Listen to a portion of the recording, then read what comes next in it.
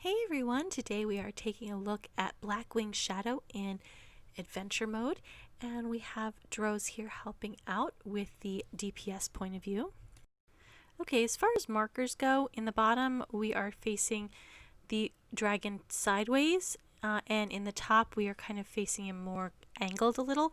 I actually like the top orientation a little better. I think it's easier for tanks to pull.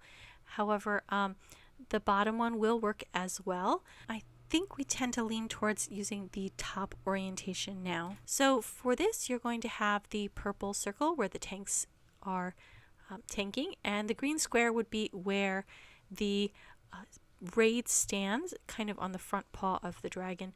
The 1, 2, 3, 4, and 5 markers are going to be where the 5 players are going to stand that get the orbs.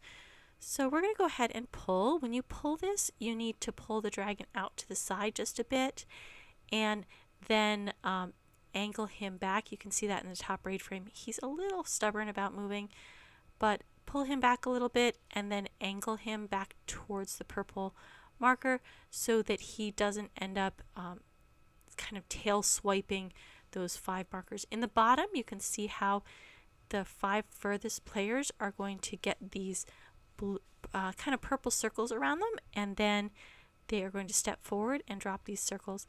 Now, when you clear the circles, you want to only have about 3 stacks. So someone will step on one of these circles, and then once they get 3 stacks, they will stop, let the stack counter go down, and then go ahead and get a few more. Usually there's only one person who will step on those circles to kind of get rid of them and get the stacks.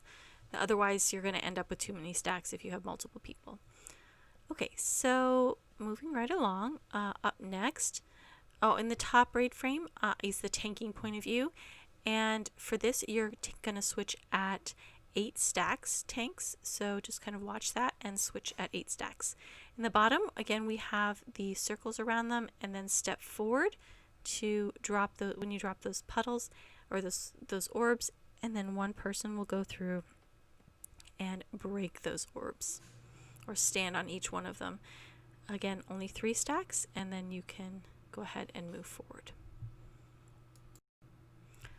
Once each of those orbs is clear, you're just going to move back out to your assigned marker if you are on the mech team, so that you can wait for the next round to drop. So that's most of this first section of the fight. Really just watching for the orbs and dropping them for the 5 people who are supposed to be furthest out from the boss. In the top, I am switching to get the boss, and it's just pretty normal tanking for the tanks. You just want to make sure that the dragon is angled a bit so that you don't end up tail swiping the raid. Again, here we've got these circles dropping, and sometimes it kind of overlaps. A lot of times it seems to overlap the dragon, so you have to get those as he's walking back. Just watch the stacks. Again, here, as we're walking around, we're going to DPS these ghost-like things, or wraiths, as they go into the center. If you go too close to the center, you're going to get in this red kind of mist, and that's going to end up giving you lots of damage. Stick with the healers. We have 2 of the columns in the raid frame go to the right, and 3 go to the left, and then you kind of go around the dragon. Once it clears, you can see in the top I'm running back over to the dragon. The tanks will run back, and so that they can set up to pull the dragon back in the correct angle, so that they are correctly set up for the raid again, so that they're not tail swiping everyone.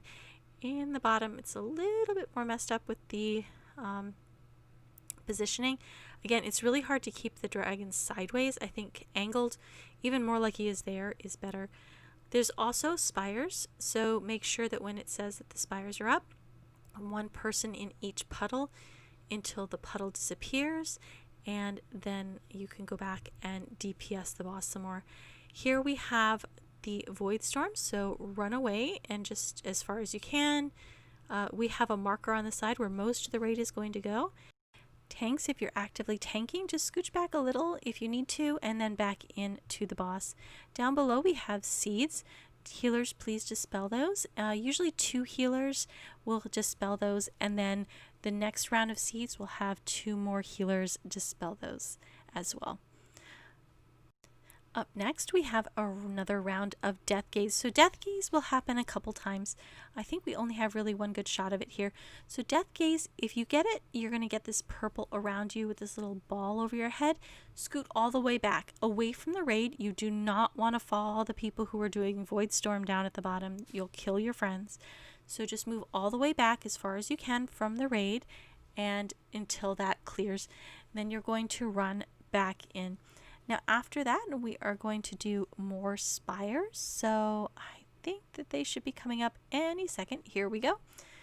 One person on each spire. Just stand there until the spires disappear. And that way you don't do massive amounts of damage to the raid. After the spires are the vortex puddles that you need to stomp out. 4 people in each vortex.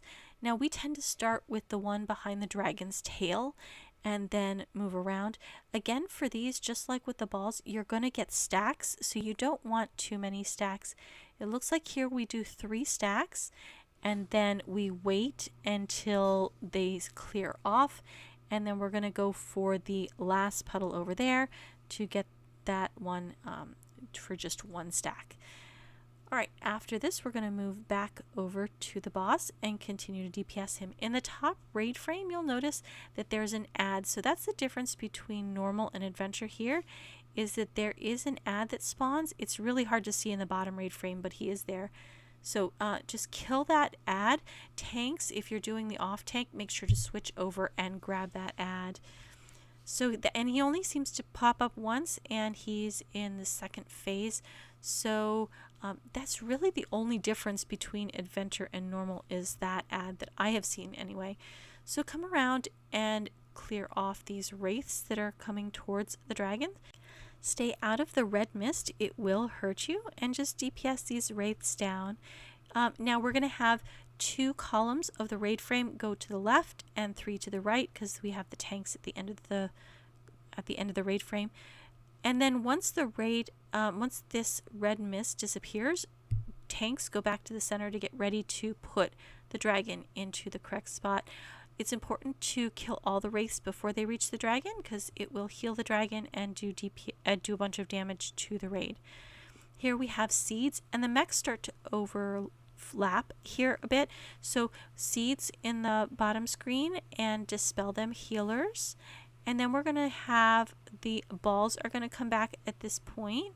So 5 furthest players move back and stand on your markers, and you will get the purple kind of pulsing circle around you. It should be any second now.